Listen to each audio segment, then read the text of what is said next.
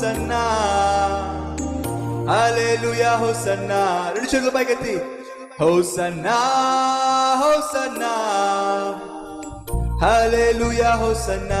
మరోసారి హోసన్నా గట్టిగా హోసన్నా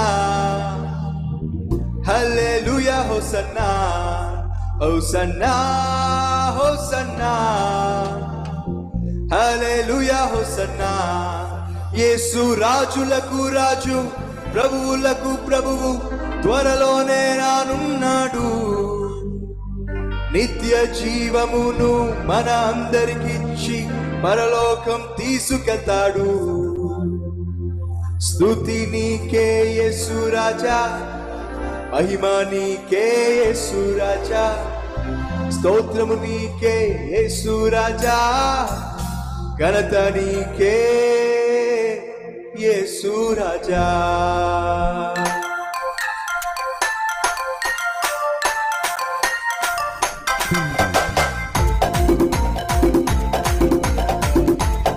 గట్టిగా చెప్పులు కొడుతూ అందరం కలిసి దేవుని మహిమపరుస్తూ పాడదాం.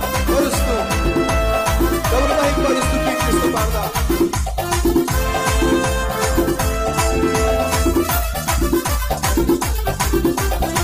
స్తుతి నీకే యేసు రాజా, మహిమ నీకే యేసు రాజా, స్తోత్రం నీకే యేసు రాజా, ఘనత నీకే యేసు రాజా. మరోసారి స్తుతి నీకే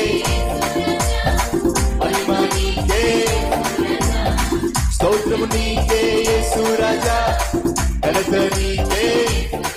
హోసన్నా హోసన్నా హల్లెలూయా హోసన్నా హోసన్నా హోసన్నా. యేసు రాజులకు రాజు ప్రభువులకు ప్రభు త్వరలోనే రానున్నాడు. నిత్య జీవమును మన అందరికిచ్చి పరలోకం తీసుకెళ్తాడు. యేసు రాజులకు రాజు ప్రభువులకు ప్రభు త్వరలోనే రానున్నాడు.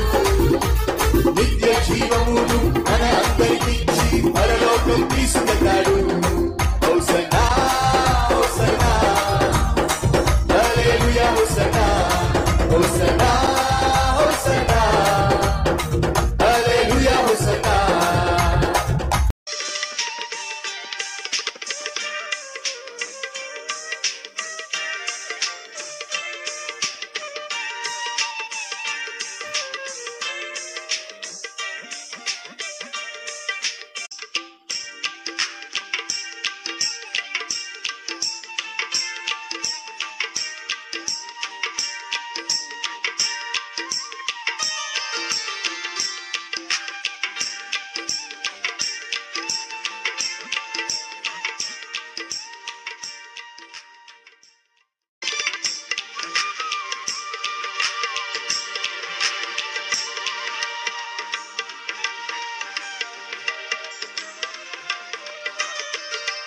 దేవుని సన్నిధిని దూరం చేసి ఇశ్రాయేలు ఏం సాధించగలరు? సాధించగలిగింది ఏముంది?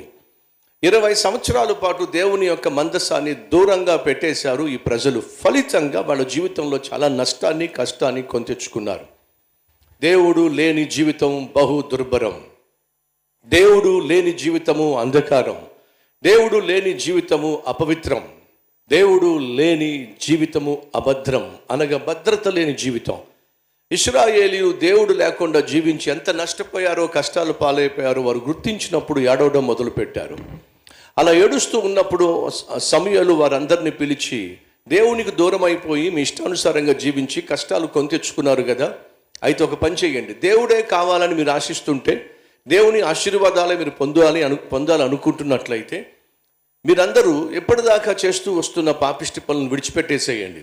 అపవిత్రమైనటువంటి వాటిని వదిలేసేయండి. అపవిత్రమైనటువంటి ఫిలిష్తీయులకు సంబంధించినటువంటి దేవతలను విడిచిపెట్టేసేయండి. పరిశుద్ధంగా జీవించడానికి ప్రభు సన్నిధిలో ఒక నియమము, ఒక నిబంధన చేసుకోండి అని చెప్పి సమూయేలు ఇశ్రాయేలు ప్రజలకు పిలుపునిచ్చాడు, ఒక సందేశాన్ని ఇచ్చాడు. ఆ సందేశాన్ని విన్నటువంటి ఇశ్రాయేలు ప్రజలు వెంటనే ప్రతిస్పందించారు. వారి జీవితంలో ఉన్నటువంటి అపవిత్రతను సంపూర్ణంగా విడిచిపెట్టడానికి పశ్చాత్తాపడ్డారు. అలా పశ్చాత్తాపడి ఏం చేశారో చూద్దాం రండి. దేవుణ్ణి సేవిస్తామని చెప్పి తీర్మానం తీసుకున్నారు. 5వ వచనం, అంతటా సమూయేలు ఇశ్రాయేలు అందరినీ మిస్పాకు పిలువనంపించి, నేను మీ పక్షమున యెహోవాకు ప్రార్థన చేతును అనగా, వారు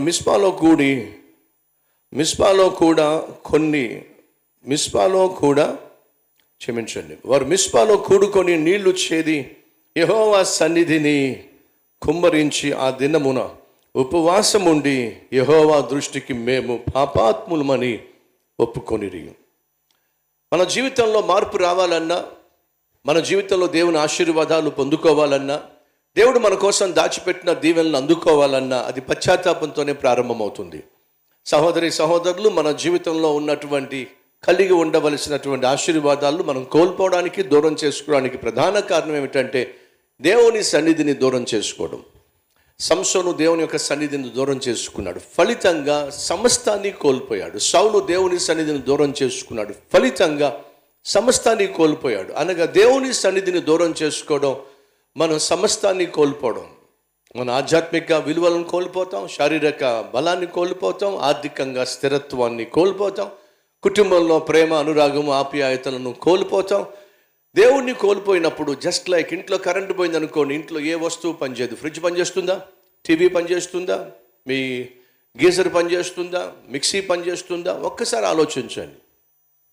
ఒక రాత్రి మీ ఇంట్లో కరెంటు పోయిందయా అంటే అంతా కూడా అయోమయం, ఏం చేయాలో అర్థం కాదు, కామ్గా కూర్చోవాల్సి వస్తుంది. కరెంట్ వచ్చేంత వరకు బిక్కుమంటూ మనం కూర్చోవాలి. కరెంటు మన జీవితంలో ఎంత అత్యవసరమో అంతకంటే అత్యవసరము దేవుని యొక్క సన్నిధి. ఆ దేవుని సన్నిధి మనం పోగొట్టుకున్నట్లయితే, మళ్ళా చెప్తున్నా, అన్నీ పోగొట్టుకున్నట్లయితే. ఇశ్రాయేలు ప్రజలు అది గమనించి గుర్తించి దేవుని సన్నిధికి వచ్చి వారు చేసింది ఏమిటంటే, ఏ పాపం వల్ల దేవుని సన్నిధిని దూరం చేసుకున్నారో ఆ పాపాలన్నిటిని వాళ్ళు ఒప్పుకున్నారు, పశ్చాత్తాపడ్డారు, దేవుని సన్నిధిలో ఉపవాసం ఉండి మరీ వేడుకున్నారు. అయ్యా, మేము చేసింది తప్పు, మేము మా ఇష్టానుసారంగా జీవించాం, నేను విడిచిపెట్టి చేయకూడని పనులు చేశాం, లోకానుసారంగా బ్రతికాం, లోకస్తుల వలె వాళ్ళ అలవాట్లకు మేము కూడా బానిసలమైపోయాం, మమ్మల్ని క్షమించయ్యా అని చెప్పి వాళ్ళు పశ్చాత్తాపడ్డారట. అంతేకాకుండా ఉపవాసం ఉండి మరీ ప్రార్థన చేశారట.